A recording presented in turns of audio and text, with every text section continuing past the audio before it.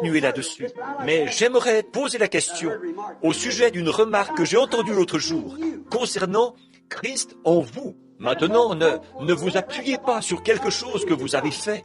Dire, j'ai senti un petit frisson, j'ai parlé en langue, j'ai dansé par l'esprit. Or, je n'ai rien contre ça. C'est très bien, vous voyez. Mais ne vous appuyez pas là-dessus.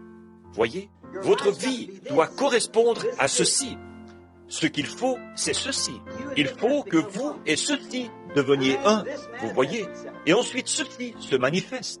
Voyez, maintenant, qu'est-ce qui se passerait ce soir si vous pouviez dire de tout votre cœur que l'esprit de Shakespeare vit en vous, que Shakespeare vit en vous? Vous savez ce que vous feriez? Vous feriez les œuvres de Shakespeare. Vous composeriez des poèmes et des pièces et tout, parce que Shakespeare était ce genre d'artiste-là, un grand auteur, un auteur de poèmes.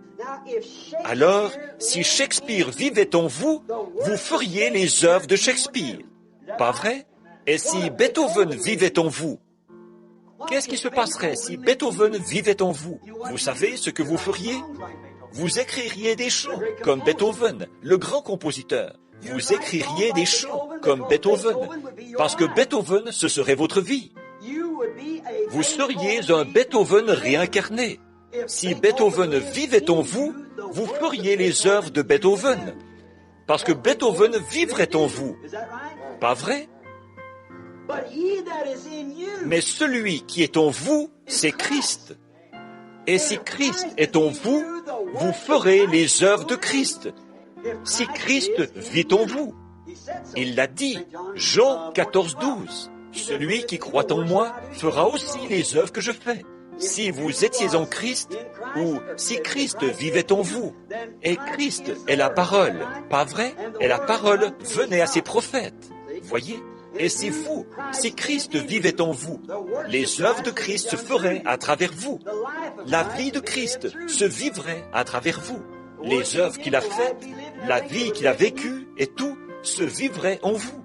Tout comme si Shakespeare, Beethoven ou n'importe qui d'autre vivait en vous. Si sa vie. Par contre, si vous vivez encore votre vie à vous, alors vous ferez vos œuvres à vous. Voyez? Mais si vous vivez la vie de Christ, si Christ est en vous, celui qui est en vous est plus grand que celui qui est dans le monde. Si vous avez en vous des doutes et des frustrations au sujet de la promesse de Dieu, alors Christ n'est pas là. Vous voyez, vous êtes emballé, c'est tout.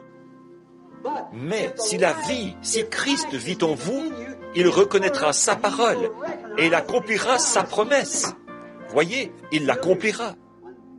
Quand tu pries, crois que tu reçois ce que tu as demandé, et cela te sera accordé. Si tu dis à cette montagne, ôte-toi de là, et si tu ne doutes pas en ton cœur, mais crois que ce que tu dis arrive, ce que tu auras dit te sera accordé. Mon Père agit, et moi aussi, j'agis jusqu'à présent. En vérité, je vous le dis, le Fils ne peut rien faire de lui-même, mais ce qu'il voit faire au Père, le Fils le fait pareillement. Voyez? Quand le Père lui avait montré ce qu'il fallait faire, il s'avançait là, aucun échec possible. Il disait qu'il en soit ainsi, et il en était ainsi. Et ce même Christ vit en vous. Il vit en nous, alors nous ferons ses œuvres. En effet, Christ est la parole, et la promesse qui se trouve dans la parole vous apporte la guérison. Le croyez-vous? Bien sûr, il a dit, je ne vous laisserai pas orphelins. Comme j'ai prié, demandé tout à l'heure, dans Matthieu 24, vous voyez où? Matthieu 28, 20, voyez?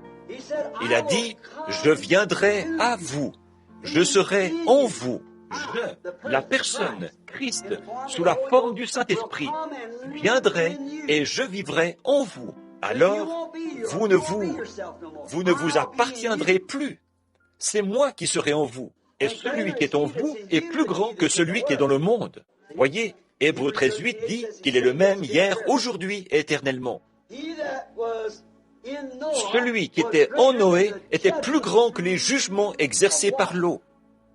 Et celui qui est en vous est plus grand que les jugements exercés par le feu. Voyez, celui qui est en vous est plus grand, parce qu'il s'est acquitté du jugement et qu'il a vaincu le jugement pour vous. Voyez, il n'y a aucune crainte à ce sujet. Vous voyez, vous êtes inclus. Oui, celui qui était en Noé est plus grand que celui qui était dans les jugements exercés par l'eau, qui a fait périr le monde incrédule. En effet, Noé avait cru.